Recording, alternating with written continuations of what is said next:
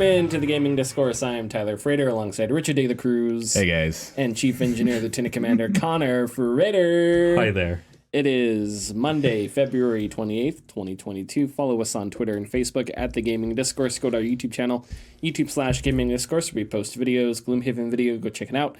Working on Halo Infinite video. Pretty deep into the script. Pretty finite. It is. And I think maybe end of next week. I'm back, baby. Yeah. We're all back in the same room after a few weeks of jumping schedules and stuff. So that's good. Yeah. And a couple of big games have come out.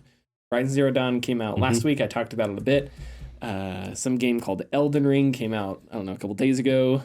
Here it's like a new indie title. A new indie title about finding oneself in a mysterious world. It's about finding maidens. We're going to talk about... I still have no idea. All right, let's just get into it. All right. Let's just talk about Elden Ring.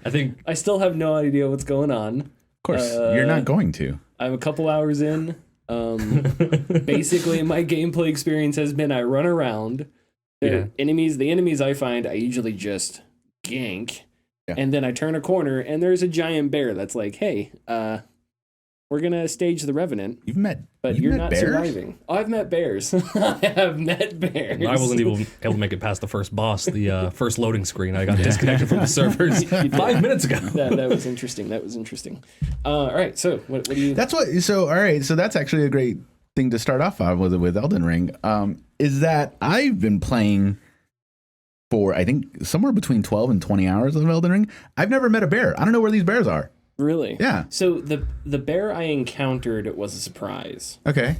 I did not think Secret bear. It was it was the worst kind of bear. Okay. It was a bear that ambushes you. Oh, okay. It's a drop bear. Yeah.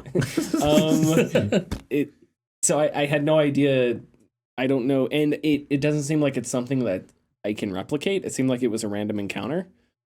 So, and it happened at a really bad time too, as is the case with a lot of Dark Souls games. But yeah, I've encountered that. I think there's a now famous chest in the game that is sort of...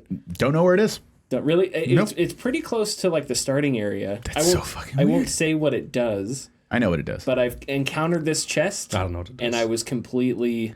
what? And I don't know how someone would encounter... And here's the thing. Dark Souls... I have been trained in Dark Souls games. So I see a chest. The first thing I do is I hit it. You smack it. I smack it.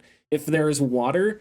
I look at the water as I walk into it to make sure there's no straight drop, as happens in previous Dark Souls games. Yeah, that makes sense. So like different things I've like trained myself to watch out for. If there is a plant enemy, it's just like, okay, yeah, stay away from it. You're spewing poison. Like, get the hell away from me. Or a like in the swamp, the bulbous thing. Yeah, it's like I'm not going to hit you because you're going to blow up. Yeah, exactly. Whatever. But I don't know how it'd be extremely difficult to survive. Or to figure out how to escape what this chest does to you. Yeah. Without like having a shield, especially if you're lower level. That'd be so difficult because there are some really powerful things that happen to you. At least early on. Yeah. At wherever you're leveled at. So yeah, where do we start with Elden Ring? I think it's really good so far. I think it's excellent. Yeah. Go ahead. A lot of the stuff I'm seeing about it, because I follow different people on Twitter and whatnot. Is saying if you don't like Souls games, don't play Elden Ring. Yeah, sure. I think that's a great point to make. Yeah. So, our hot take: if you don't like Souls or Soulsborne's games, give it a try, but don't get invested into playing it. Right. Yeah, and it's worth giving this one a try. There are things about it that make it quote easier. There's way more bonfires. They're called graces, lost graces, but there's way more places to respawn at. Not even the lost graces. There are statuettes of a woman named Marika, who you can respawn at if you choose, if it's close enough. Beyond that, you can fast travel between all these places at any point in time, which is also wonderful. At any point in time? Yeah. You can? I thought you had to be at a bonfire to fast travel. No. Oh, I didn't know that. Okay. That makes the game a lot easier. You can just choose where you want and then fast travel there. Oh, okay. Yeah. Cool. And then on top of that, once you get your horse, being on a horse is I don't want to say overpowering, but of course you can dodge enemies or you can run away from enemies a lot easier. I found that some enemies I don't want to say I have trouble with, but they'll get the one up on me every now and again. To be fair, like historically, having a horse was a game changer. Hey, this is a magical horse, buddy. That's what I'm saying. Like historically, having a horse is a game changer. So it makes sense if you have a horse, you're going to have an upper hand on a lot of things. Because I know horse is fast. It is very horse fast. is mobile. It makes you, better than just being on foot. So it makes sense if it makes the game easier because it's kind of easy mode to have a horse. So basically my statement is redundant. I don't know. I've seen people say it's more accessible than previous Dark Souls games. I don't know the previous Souls games well enough to say if it's more accessible or not. I really have no idea. A lot of people say it's easier. I don't know specifically how. One of the first boss areas you encounter is just there's a ton of enemies. There's a giant boss. It's just like insane. Yeah. And I wasn't surprised, but at the same time, I'm like, how is this easier than previous? From the aforementioned things, like just being able to respawn closer and a lot more, and that's where the more accessibility, more accessible comes in. But there is the problem that comes with the Souls games or the Souls-like games is that, particularly the ones made by From Software, is that they don't care to tell you anything like whatsoever. You really have to figure it out for yourself. And even when they do tell you stuff, it's incredibly cryptic. I still have no idea how multiplayer works. Like exactly, and I have the items that tell you like this is what this would do, and it's like okay, well, when can I do that? What? And I understand that there's symbols that tell you vaguely when you can do things, when you can't, but. Still, it's a lot of information that someone unfamiliar with may get confused over, and then there's a lot of weird things that maybe it's something that that the Souls games has provided, but it's like I come across these glowing these skulls that are like glowing. They have their eyes are glowing, and it's like what is that? What do I do with that? Can I pick it up? And it's like you can't, and it's like, well.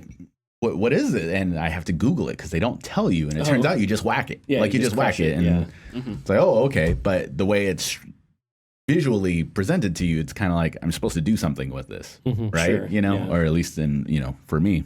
Yeah, and it's a little weird because the only attack that seems to destroy them is like if you jump and go back down. Yeah. If you just swing straight across, it's on the ground, so you miss it. You're heavy usually. Yeah. It's because you slam it down. And so I enjoy that aspect of just figuring things out. I've had a ton of fun just exploring the world. That's the best part. And there's a heavier emphasis on. I guess you call it stealth, but I mean, you hide in bushes, enemies can't see you. If you stab an enemy in the back, as long as they're not super powerful, you'll kill them in one shot. So early on, there's a fort with a bunch of knights around it, and you can go around this entire fort and pick off all these knights one at a time. And then there's like a knight captain in the middle, and you can sneak up on the knight captain, get an ambush on him, but he's powerful enough that he can take the hit, and then you actually have to fight him. Yes. So there's like different ways of approach, and you can circumvent that entire thing as well. So as opposed to other Souls games where engagements weren't as optional, there's you can, and with the horse, I haven't even rode the horse yet. Yeah. Because I've just been exploring, trying to find bonfires and trying to find new weapons and stuff. I just unlocked in Bloodborne. There's a Hunter's Dream hub area. There's a hub area in this one, too, that I just unlocked. I unlocked it in a really odd way. I don't even know what I did. I was exploring around for a long time. Maybe I was supposed to do something, and the game just got annoyed with me, and it's like, look, listen, you gotta go here eventually. But I just, like, the person, when I rested a bonfire, a person happened to just appear. You beat a boss first, right? Did you? I've beaten 2 bosses. Okay. The very first boss, which is the easiest boss in the history of bosses, and then I found another boss in a dungeon, and I beat that boss. Was it by the big flower? No, it was. But I just found that boss room. Okay. Yeah, and this is funny. One of the things I love about the open world thus far is when you explore, you have diminishing returns, right? Because eventually you'll run out of health potions or whatever. I don't know how the horse changes this up, if much at all. But like I was looking for a bonfire and I could not find one, but I was fighting a ton of enemies. I gained a bunch of souls or whatever they're called. So it's like, okay, eventually I'm going to have to keep exploring and find another bonfire or travel back to the bonfire that I know exists because I just have too many souls on me. And that was a really neat little adventure to go on. So that boss room by that big flower, that is where I met the person who took me to that room again. And everything I've read, that's where it's supposed to happen. And if you didn't do that, that's really interesting. It might just be timed if you don't. It could be. It could be. If you don't beat the boss at a specific time frame, it just happens. I found the special chest, and I got teleported, whisked away on an adventure. And I was exploring that area of the map. And eventually, it completely random. So I didn't. It was a random bonfire I had found, camped at it, and then she just appeared. I forget what her name is, but the lady that and like the other thing is, for a long time I was trying to figure out how to level up, and I think you just had to die somehow to unlock leveling up or something. Oh, because it took me a while because she appears when you're at a bonfire and she's like, hey, use your souls to level up, and I was like, god damn, finally. So it's interesting. Like, this is the interesting thing of the game is the game is so open-ended. There's so many little tiny things to find and mess with, and so many directions you can go that people are experiencing it in totally different ways. And ways that are way different than other open world games because of just how weird it is. And that's the two like probably best things about the game that I have. It has kept bringing me back to, compared to Horizon, and we'll get to that in a bit, is that one, like that open world is much more so, in my opinion, than Breath of the Wild, has me like, what the hell is that over there? Exactly. Like, let me go. And it's partially, secondly, due to the aesthetic from Software and how they're just masters. They're masters at mystery and insanely like dark fantasy gothic it is. Like it is so incredible, and I love going over there and finding what I don't want to find and be like, all right, I'm gonna, go that way. But there are so many things in that beginning area that people have found that I'm like, what the hell are you talking about? And I've felt like I've explored a very large portion of that area. I've never seen a bear. I've been dying to find this chest. I don't know where the hell it is. Well, it's kind of close to the flower area. You're not super far away. I've explored that area. So I feel like I've explored that area. So have you fought rats yet? In a different dungeon. Okay, well, if you find rats near the starting area, you're close to the magical chest of wonders. Fine. Now, here's, you know what, I don't want to spoil too much about the chest. I already know what it does, so you're not spoiling me. Okay, so we'll put a timestamp here. Sure.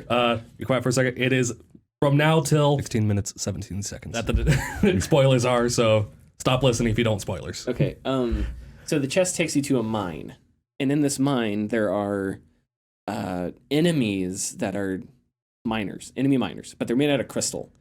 So they seem really powerful, and the weapon, I don't know if it was the weapon I had on my stats, but I could not damage them.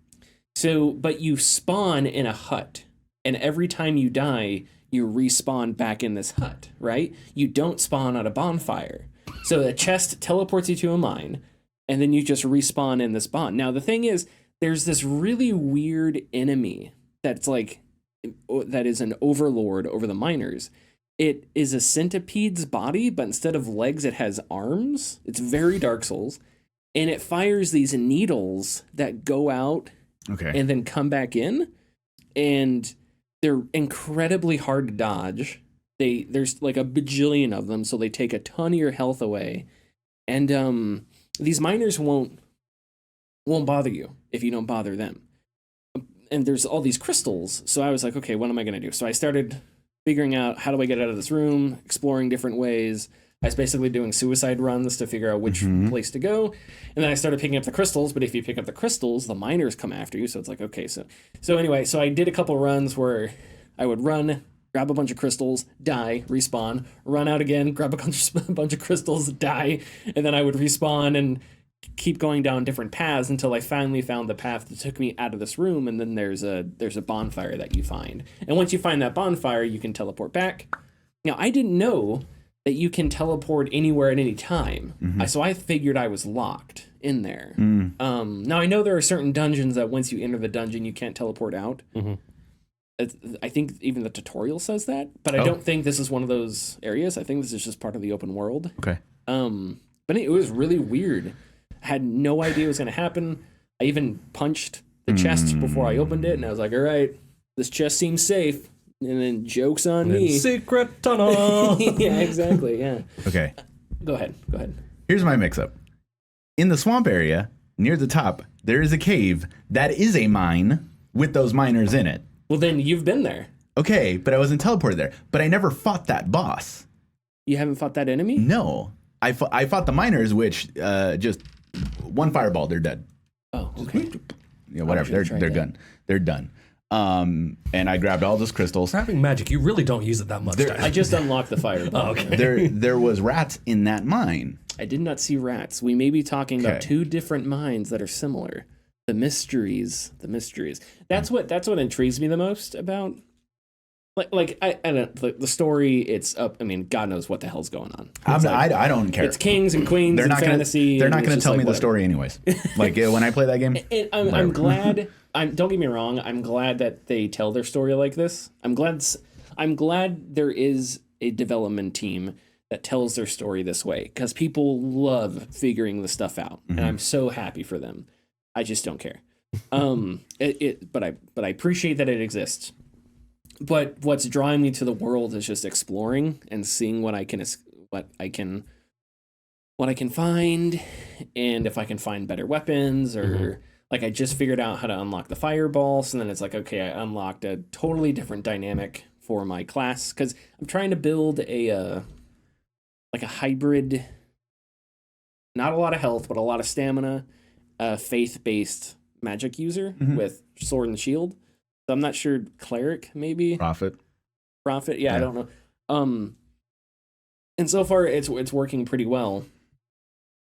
But like I know you were telling me, because there are weapons in the game, staves or whatever, right? Yes, arcane staffs. Yeah. But you can only use arcane magic with an arcane staff. Yes, so correct. you have to find a staff. Correct. There's incantations, which are the fireballs. Yeah, which anybody can use if you find the paper, whatever, the spell. But to use arcane stuff, or to use magic tied to a staff, you have to specifically find a staff. And only one player class starts with the staff. You don't pick it, you have to find it. If you play as one of the other starting classes that has different equipment, which is really neat.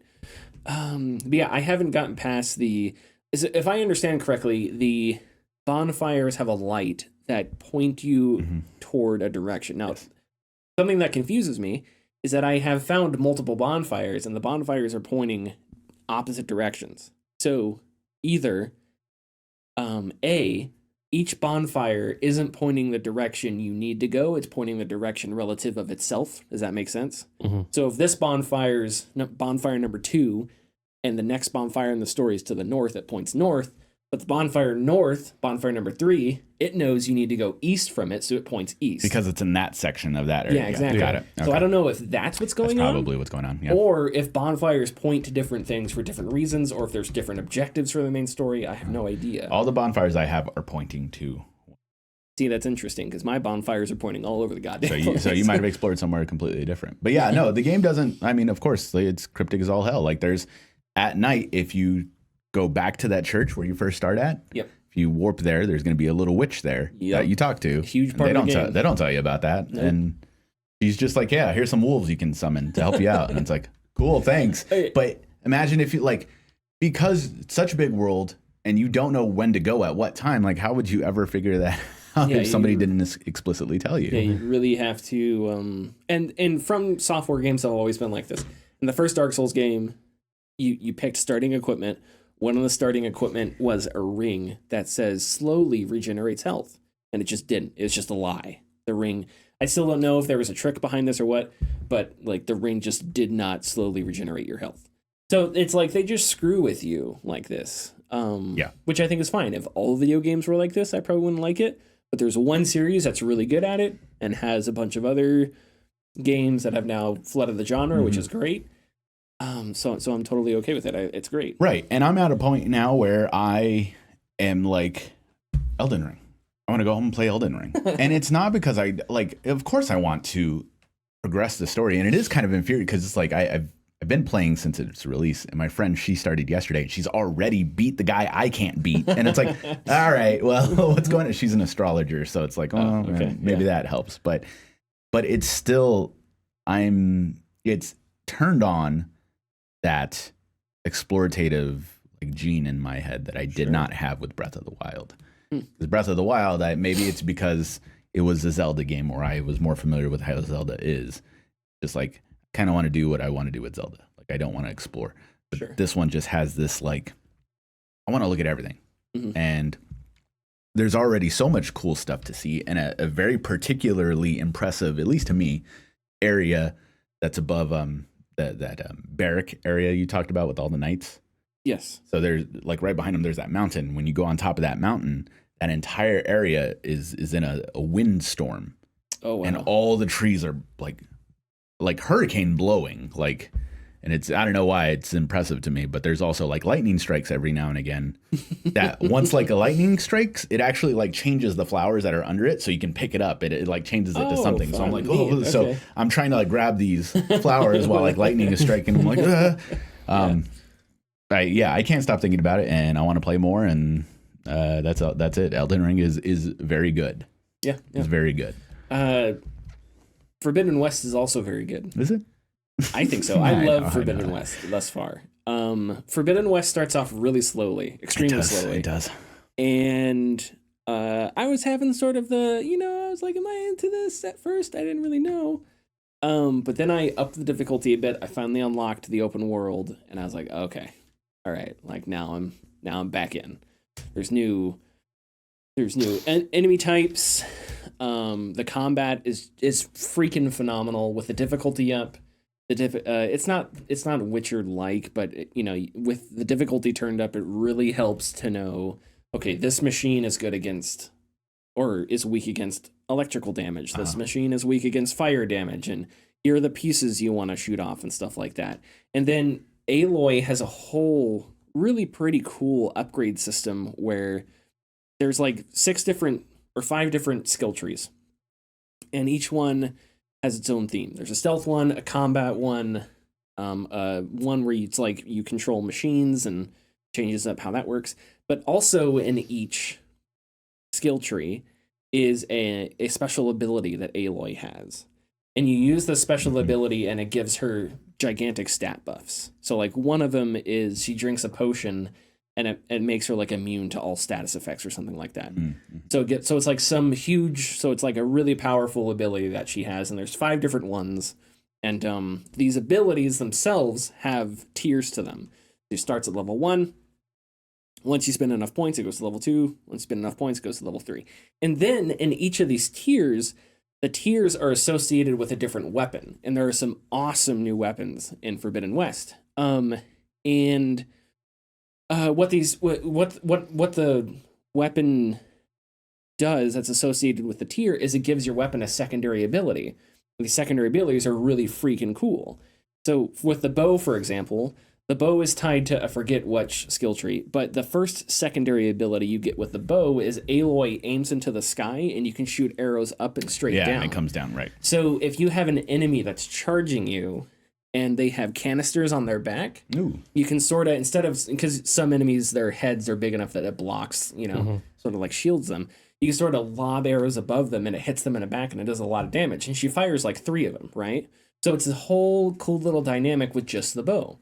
And then you unlock these different ult abilities with your other weapons as well. So you go from having 2 abilities with the bow to 2 abilities with the bow and the rope shot and a bunch of other weapons that you find. And unlocking all these abilities and figuring out how to use them in battle is really is freaking awesome. But the thing is, like, I think we were going to talk about this. I don't know how much longer I'll play Elden Ring. Right now, I am super intrigued. Yeah. But it's like, I'm going to fight a boss, and eventually I'm just going to be like, sure. Like, this is great, but I just want to fight some machines. Right. And that my interest may just drop. Yeah. But what pushes me in a lot of Souls games is just how interesting and weird Bloodborne, like the opening to Bloodborne is one of the greatest openings to a video game ever. This weird Victorian town on fire, cultists, like one of the coolest openings to a game ever. And just you're not really knowing what the story is, but just sort of experiencing the world. Yeah. You know? And that's the same thing with Elden Ring. You have no idea what's gonna happen.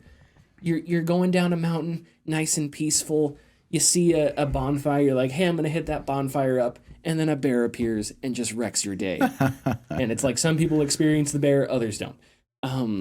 But every time I play Forbidden West, it's one of those things where I'm playing Elden Ring and I'm like, man, I'm enjoying this.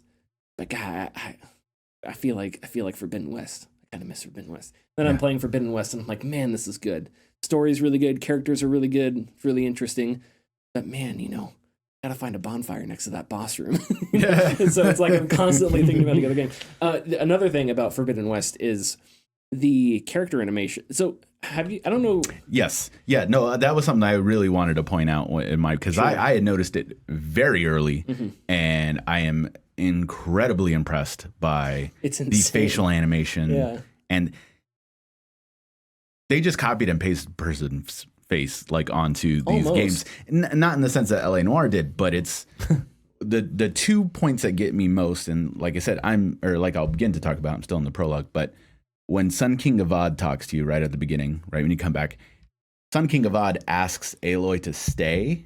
And before he asks her to stay, he has this very incredibly like meek, shy, like look away, like look at her, look away type like response.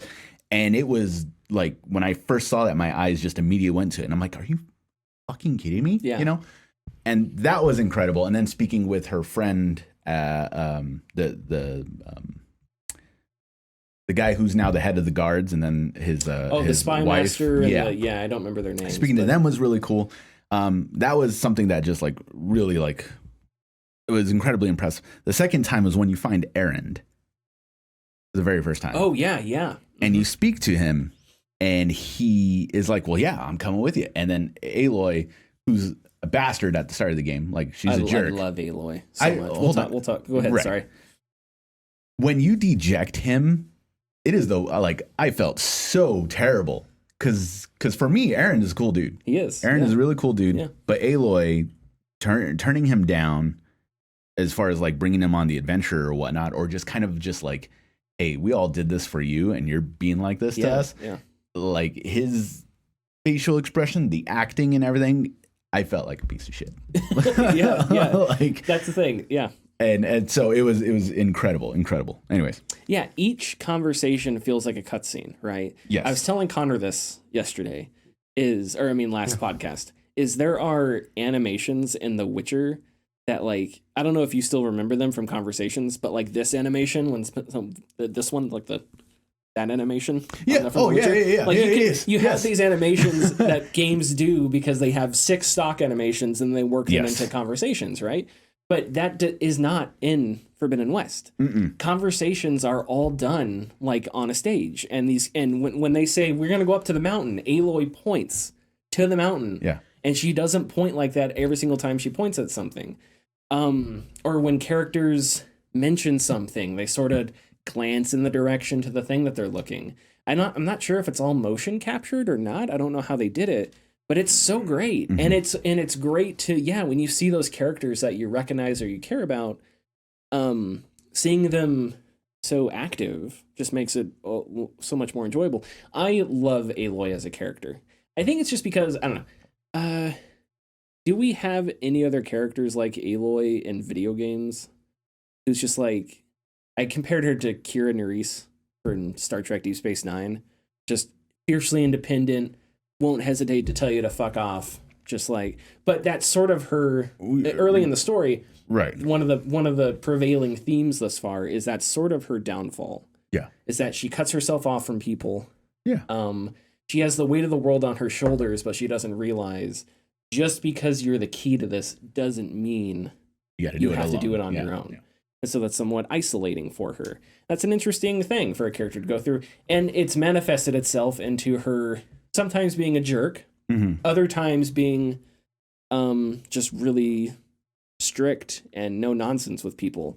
And I love that a character isn't, I I don't know, isn't Commander Shepard-y, you know, like always sort of, not that Commander Shepard was a bad character, or like Jin, right? Jin was sort of Boy Scouty. Jin? From Tsushima? Is it Jin? It's Jin. Jin. Sorry, Jin. Yeah. Sorry.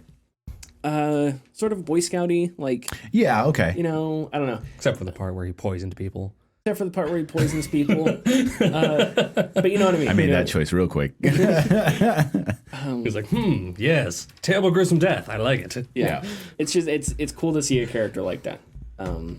But instead of it just being a character trait, it's also part of the story and part of the themes of the game. Mm-hmm. And the game is a little heavy-handed about it, but that's fine. And I'm sure it is. It's but like you said, the prologue portion is a bit slow. It's Assassin's Creed 3 long. Not Assassin's Creed 3 bad, but it's definitely lengthwise. But it's definitely something that, like, sure, I believe it's necessary, you know, from going from the first game to the second game to figure out what's going on. And it's not like I haven't been disinterested in it. I have been interested, but there is just something about it that's not bringing me back to get through it. And it doesn't help, obviously, that Elden Ring released and whatnot. Unfortunately, once again, you know. But beyond that, I find other small issues that kind of really bug me. Aloy, or at least in my playthrough, I keep getting caught on things. Like small things. There are a lot of odd little tiny, I don't want to call them bugs, just strange collision meshes. Blemishes. Yeah. Like blemishes. Yeah. There are enemies that fly, robots that fly, and they'll, like, say there's a pole or a building, the ruin of a building. The enemy will, like, fly next to it, and their wing will get caught, and it'll just sit there for a second, and then, like, jerk away. Like, little tiny things like that. But there's a bunch of them. And she'll get, like, you'll exit a river and she gets caught on, like, a pebble or something. Yeah. And you have to jump over the collision detection is weird. They have two different sets of buttons while you're climbing for some reason. Like, if I were to be hanging on a wall and I need to jump on the wall behind me, I can't just press back and then that wall like any other game does. Mm-hmm. I have to hold back and press circle, a completely different button, for her to go do that. In my experience, if you press circle, she just jumps backwards. And but why do I need to do that when, like, I'm so used to just back and pressing the jump button? I don't know. Like, why not just press the jump button? Oh, you do press X. Another, yeah. Oh, yeah. Huh. So it's like, that's weird. I find that when she reaches the top of something, it takes her like a second or two to finally just actually go up and over it. So there's just a lot of like small things that are like, you did this very well. Why is this like this? There is a lot of like, oh, I can climb this now. I can go here now. That's really great. But I don't find it interesting to want to go do that. Especially when Horizon is the type of game that shows me everything I can do on the map. Yeah. Which is fine. Also, the map is terrible. Like, the GPS is terrible. Okay. So if I were like, I want to go to this campfire, it'll tell me to go all the way over here just to go that way. Like Google Maps. Yeah. Sure. And so it'll tell me like, well, maybe because it's using Google Maps and it's like not updated for this current apocalyptic world. So it's it was the last copy they found. So it's trying to route you on the most logical path of a system that no longer exists. Richard, come on. I'm sorry, because it is like 56 steps to your destination, 300 steps to your destination, and I'm like okay, just I want to go there. So there's a lot of weird things, and I know that like it's just a portion of the game, and I'll get over it, but. It's just like, it's just weird. It's I'm stumbling before I start like getting my bearings back. Yeah, I was in the same spot you were. I was having fun with Forbidden West, but I was like, is there, do I really want to get into this? But then I pushed past that prologue, and I'm telling you, as soon as I got past the prologue, I kicked up the difficulty, and I was like, oh. What if I don't want it difficult? What if the wheel sucks too. The weapon wheel sucks ass too. Yeah, I disagree. I think it's fine. It doesn't. It's not like I'm going like this to move it that way, and it's not going. And it's like, I'm sorry. Check your controller. No, I'm just kidding. I mean, maybe. There's a really cool options in the menu where you can change how slow the game gets when you open the weapon wheel. No, I did that already. Which really helps when you're fighting multiple machines and there's like, this guy likes fire, this guy likes electricity. It's like, pick which weapon. I definitely changed all of that stuff. Oh, yeah. There's a lot of great options that I forget there was another option I changed in the options menu. You can have it so like very low damage done to Aloy. Yeah, so there's a customizable damage mode. Yeah. So there's hard, very hard, and then custom. And in custom, it's like you can make it where Aloy takes no damage, but machines take a ton of damage, or machines take no damage and Aloy takes a ton of damage, right? You can make it super difficult. You can make it super Souls-like. Easy. Yeah, exactly. No, but if you can, I would say try and get past that prologue, or maybe save it until you've poured 1,000 hours into Elden Ring. I will get. I mean, as much as I like Elden Ring, all Souls games, I have hit the point of just like, all right, like I get it. I don't need to prove. I don't need to prove myself. I don't need to beat this for any reason. I'll back off. Yeah. Because even talking about some of the weapons you find are just so freaking cool. And once you unlock those alt abilities, is it 2 spears? No, a spear that has a smaller spear on it. Nice. So I don't know how. I know. I got the boom spear from Boom Boom. Okay, yeah. So that thing is amazing. That's her name. It's Boom. Her name is so Boom. I don't know if you've. So there are enemies that will ride machines, right? Yeah. So all you got to do is just you crank that thing back, hit a machine with the boom boom spear. Let her rip. And then it hits, and the machine's like, what the hell? And then 2 seconds later, gadoosh! Completely gets apart. The dude goes flying. It's so freaking great. Nice. Yeah, and the map is huge, though. The map is huge. Massive. So, yeah. I can't wait. Connor, have you played anything? I've played 5 minutes of Elden Ring. Okay. I had a really long work week, so I just saw the servers are down for maintenance, so that's what happened. Oh, really? Is that what happened? Yeah, that's what happened. Wow. The one time I'm like, you know what? I'll give Elden Ring a try. I'll try a Souls game again. No. Never. Life again. Decided no. Before we go to news, we kicked Richard out before the podcast started because we wanted to have a new sounder. So let's just say that is it a new bumper? It's just a new sounder. So let's just say Elden Ring is phenomenal. Oh no. May the dorks be with you. Oh my god. Oh my god, Jim Rome. That's our new sounder. Why? Hit the end. We want to give a massive shout out to the sponsors of this episode. They have been silently supporting us since the very beginning, and we felt it was time to give them some love. The like and share buttons have been at our side since episode 1 of the podcast. They can be found just beneath this episode. Please give them a click, it helps us greatly. If you're feeling lucky, click the bell icon to enter for a notification anytime we post new content. You may be surprised by what you get. Sony Oh yeah? asks, yeah, sorry. I was okay. taking a breath. Sony asks court to dismiss ex-employee's harassment suit. So some background on this. PlayStation IT security analyst Emma Maho filed a class action lawsuit against Sony over gender discrimination. This was in November, I think. Yeah, I think we talked reported about this. Yeah. She alleges Sony systematically pays women less than men and that she was ignored by male superiors and passed over for promotions. The suit was filed in California. Now, I think just a couple days ago, Sony is asking the court to dismiss the suit, saying the lawsuit lacks facts and that the lawsuit would contain conflicts of interest, since all of Maho's managers since 2017 were women, including those who would have contributed to the harassment. I don't have a lot to... Yeah, that last sentence kind of just stands out. Well, I haven't read the entire lawsuit.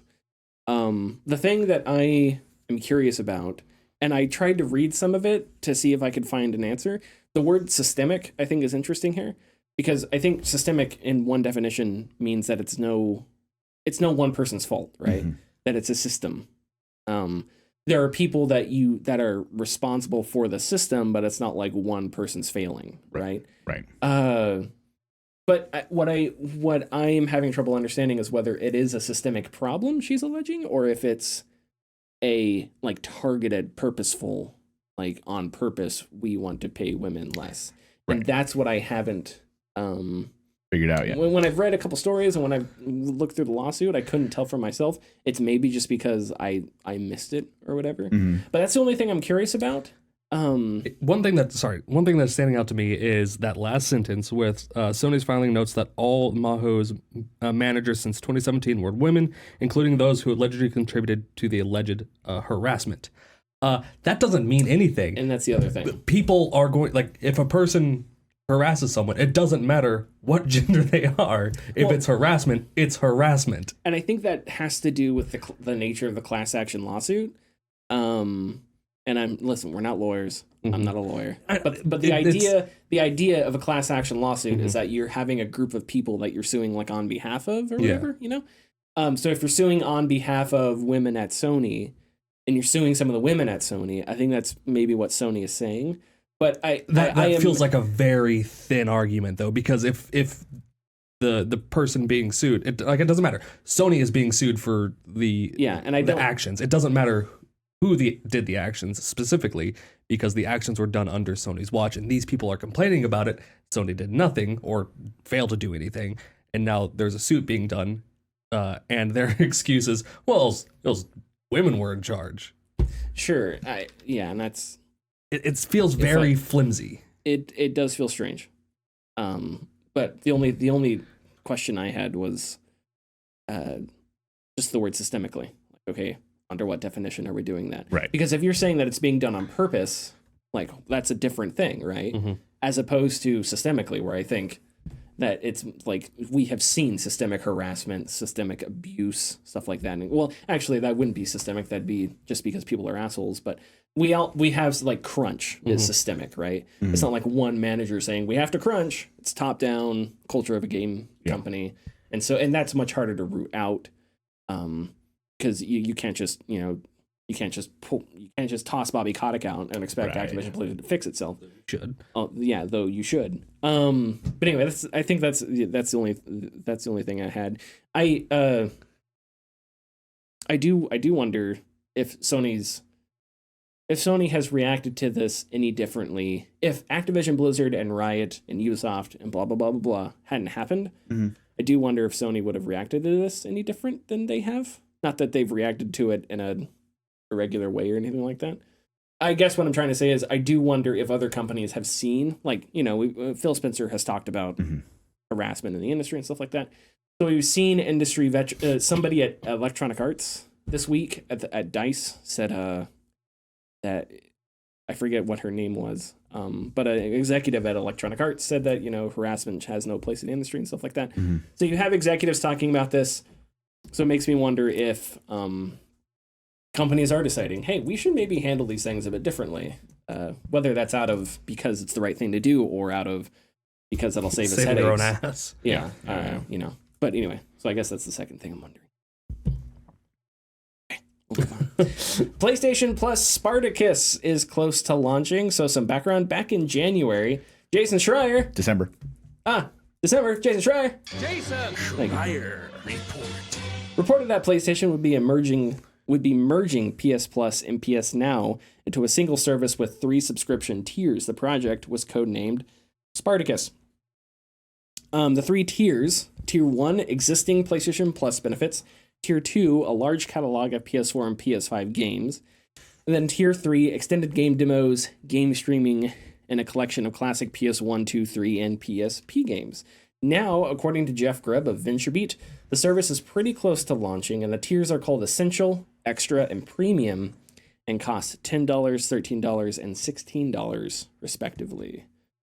What do we think? Jeff Grubb is interesting. Yeah. Because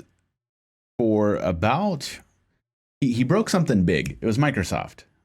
He broke something Microsoft related. How long are you talking? This is like a year, maybe. Because I think it's the Xbox broke Dead Space was the other thing recently. Okay, right. But since then, like, he's just been like he just keeps saying things, and a lot of them have been correct. Sure, you know. But like, he's also like, you know, people are saying Fallout New Vegas 2 in the Microsoft office. It's like, okay, some asshole is like at the water cooler, like, you know, Fallout New Vegas 2, and that's his scoop, you know. Sure. So, but he did also, like, anyways, I'm just stating how many things he's been saying recently. I don't, you know, I'm sure he's right on this one. Whatever. Anyways, I think that this is pretty exciting because, especially off the heels of Nintendo closing the Wii U and 3DS eShop eventually, we now have another company, Sony, who is providing a dedicated way to play these old games. Whether you own them or not, you still have a way to play them.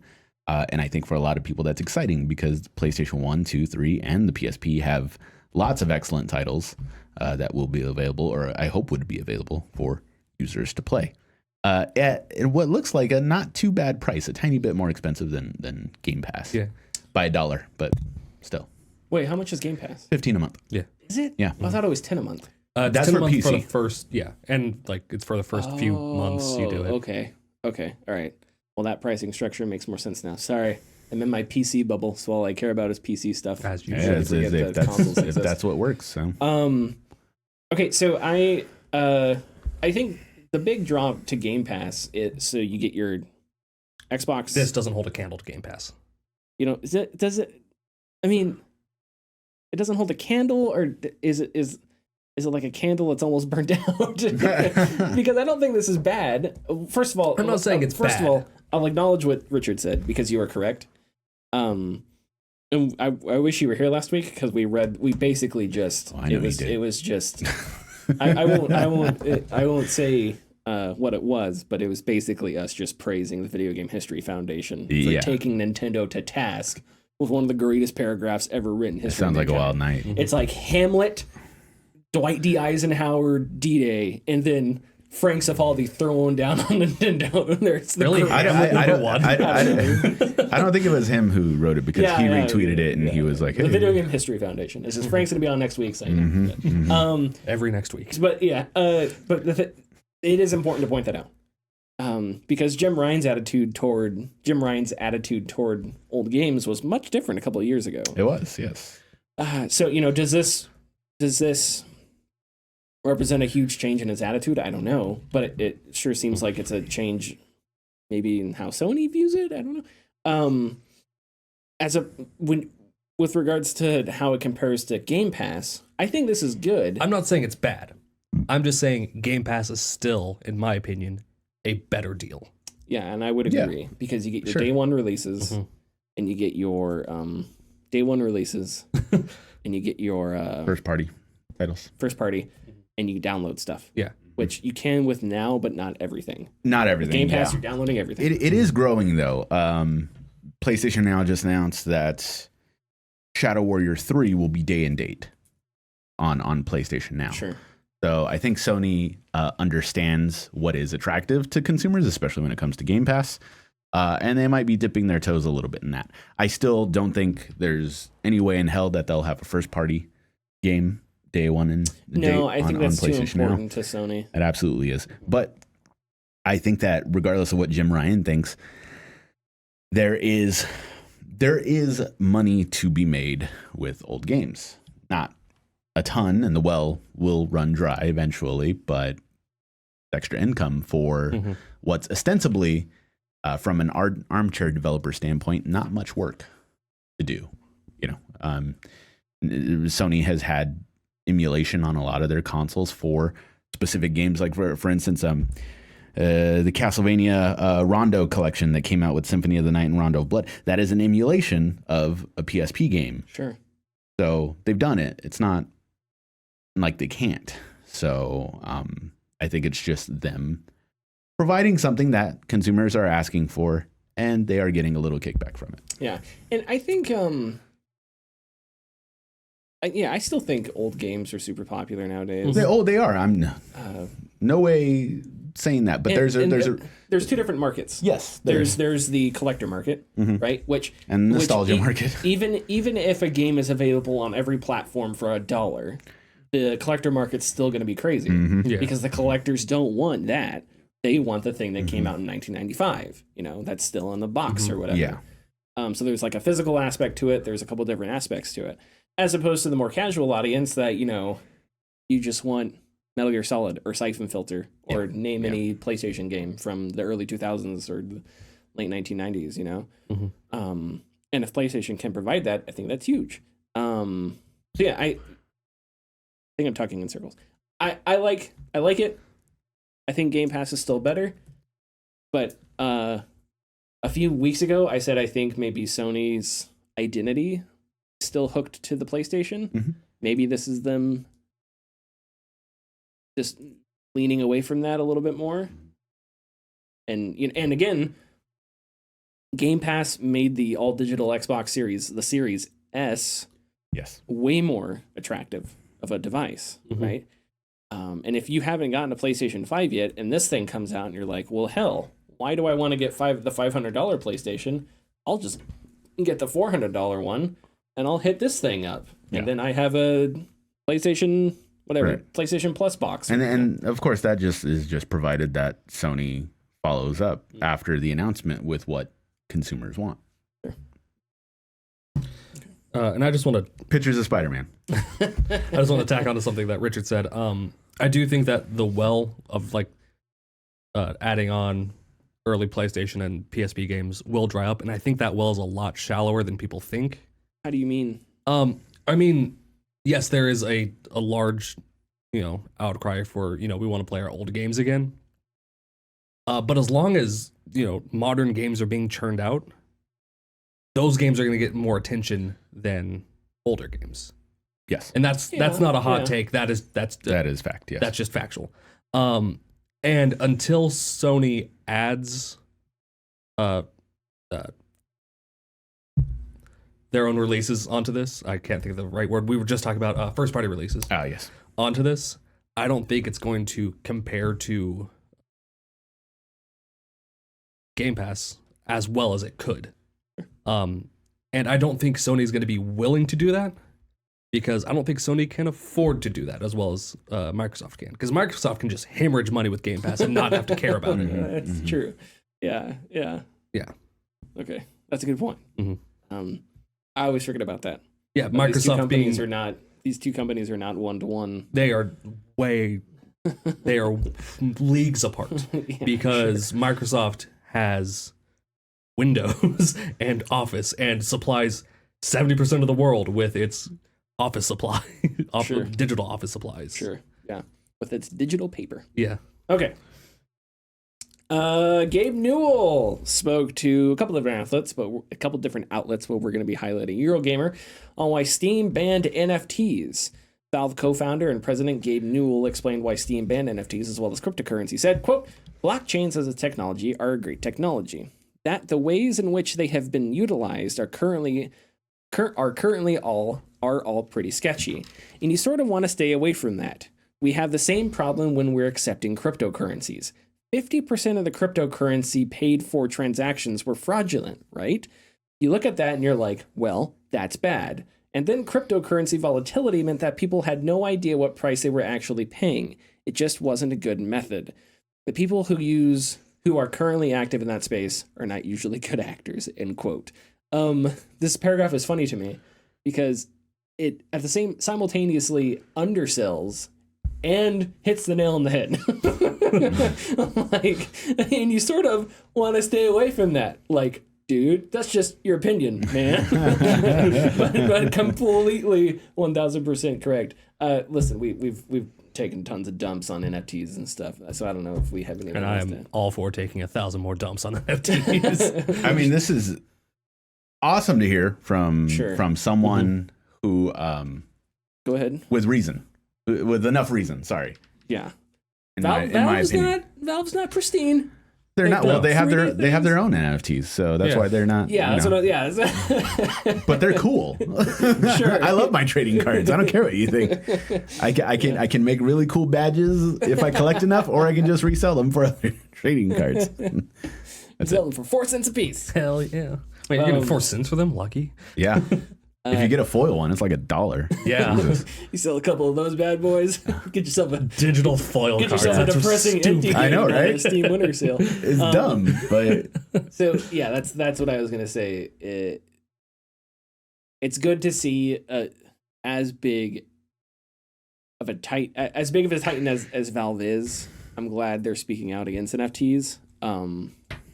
But this is, because they could have gone full board with it and just been like, yep, only cryptos. That would really sucked. But it's not like Valve is, spotless. Yeah. So that's my only critique. But I would rather live in this world than a world where Valve goes full steam ahead and Steam becomes a cryptocurrency nightmare world. Yeah. And it just sucks. As soon as they get bought by Tencent. Can you not speculate about that? Please don't. Sorry. Just that makes me so sad. Every game is going to be PUBG. It's Yes. the entire storefront. Yes, that is Just correct. PUBG. That's all it is. Yeah, you are right. Are we ready for Tid Bits? We're ready for tidbits. A man discusses the news, but not like the big news, the little news. Little bit. This is the Tid Bits. I don't even know what to call these. I mean, they are tidbits, but they're like last week bits. You guys got a good name? Sure. It's Stale. Old bits? Last week tonight Crusty. with Richard De La Cruz. 8 bits? Late bits. Late bits. There we go. Hey. You got it, man. I wish I was able to read this when Horizon came out, but I'll do it now. Horizon Forbidden West purposefully slowed down their loading times because they're dumbasses. Mathis De Jong from Guerrilla Games noted that Horizon Zero Dawn's load times for fast travel would be about a minute. It's false. It's way less than that. But in Horizon Zero Dawn, load times for fast travel would be about a minute. I thought they were faster. I could have sworn they were faster. Whatever. But in Horizon Forbidden West, it would take about 4 to 5 seconds. He stated that it loads so quickly that players can't even read the hints. I don't want to. So they purposefully slowed down the loading by forcing you to press X to continue when you want to go back into the game. So the loading happens almost immediately. I've sat there and watched it. It's immediately. Yeah. Literally the selling point of the console. No more loading. Why are we going backwards instead of crossing the finish line? Like, I have to sit there and then it's like, press X to continue. It's like, yes, I want to continue. That's why I'm playing this game. Some people like to read the And tips. do you know that there's a setting for that? What, really? Yes. How come you didn't tell me? I'm sorry. So go into the settings and you can shut this off so that when the loading screen is done, it just shoots you into the game and you don't have to press X. Why activate it then? Because somebody needs to shoot the robots to win. Because some people like reading the tips. Yeah. Or some people are, This wasn't a complaint in Ghost of Tsushima. Some people but it wasn't. You need to check their phone to make sure, that the world hasn't gone completely to shit. I no longer check my phone. That's I know because you the need the loading's games so to go fast. as long as possible. All right, fine. Enough with Horizon. Change that setting when you get to Forbidden West in 6 months. Maybe. Right before God of War Ragnarok. I'll give it a week. I need just a day off. That way I can You're play going to get to half. Forbidden West. Ragnarok's going to come out the day after, and then Starfield's going to be the day after that. That's going to be your week. I don't know about Starfield. Just kidding. I'm kidding. I'm trying to make you stressed out. Next tidbit. Platinum Games execs criticize NFT cash grabs from gaming companies. Another NFT story. Hey. Atsushi Inaba and Hideki Kamiya in an interview with Video Games Chronicle said this, quote, "The people who are trying to promote NFTs and partner with gaming companies, their conversations seem to be extremely one-sided. Hey, you're going to make money, but how does it benefit the user or the creator? If I want to spend my time on something, I want it to benefit making good games." Hideki Kamiya stated, "It doesn't have any benefit for users at the moment. In the future, if it's expanded in a way that has a positive side for users, then maybe I'll start to be interested in what they do with it. But I'm not seeing that at the moment." Video Games Chronicle then asked if either Inaba or Kamiya were surprised from the likes of Konami promoting NFTs, to which Kamiya replied, "Not really. If it smells like money, Konami's going to be there in a heartbeat." That whole tidbit was just for that line. So, Understandable. Yeah. It is so frustrating. This should be illegal. There should be emergency powers in the and in the world, really, where if some company owns the IP to something, we can just vote and say, "No, fuck you. You don't get Metal Gear Solid anymore because you're a bunch of clueless pricks. So we're giving it to somebody else who's going to enjoy it," right? Like children. No, you don't get that toy. We're going to give it to Timmy. Whatever. I guess at this point we're just giving everything to Phil Spencer. It's like, no, you don't get Castlevania. You don't get Castlevania anymore. Fuck you, Konami. I almost said Kojima. Konami. We're taking Castlevania away. Like, fuck Kojima too. Well, no, he's cool. Fine. He's fine. Yeah. Anyway, sorry. No, I am that's mad okay. on your behalf. Thank you. Because even though I've never played a Castlevania, I have over 30 Castlevania games, so I mean But you deserve a new one, damn it. Maybe. Yes. All right, we'll see how it turns out. I was going to say another joke, but now I forgot it. Sorry. That's okay. Yours was pretty funny. So, Nintendo has made nearly $60 billion in dedicated video games revenues since the Switch's release. Nintendo has reportedly made more money from selling Switch consoles than software. The reason for this is that the Switch consoles are sold at a profit. Hardware made up $33.16 billion, nearly 55% of the revenue, as software made $26.63 billion, roughly 45% of the revenue. Switch has shipped over 100 million units worldwide. Nintendo has sold 766.41 million Switch games. Nintendo Switch sales were split. The base model is 81.68 million, Switch Lite 17.87 million, and the Switch OLED model at 3.99 million. It's just a machine that can't be stopped. Could you? And I don't remember this far back. I didn't run Crysis, but it can. Oh, it can? Yeah, Crysis is on Switch. I didn't know. I got some news for you, buddy. In that case, yeah, it can't be stopped. Because Crysis can run on it. All three of them. But can it run Doom? Hey, man. Okay. I imagine Nintendo toward the end of the Wii U's life, things were not this. I mean, I'm sure things were still good because they were. Things Nintendo, were still very good, yeah. But it was not like this. No, not at all. I mean, the Wii U sold, I think, less than 30 million units altogether. Yeah. Jeez, really? Yeah. That's like New York. Well, you know, that's I was way off. 13.56 million.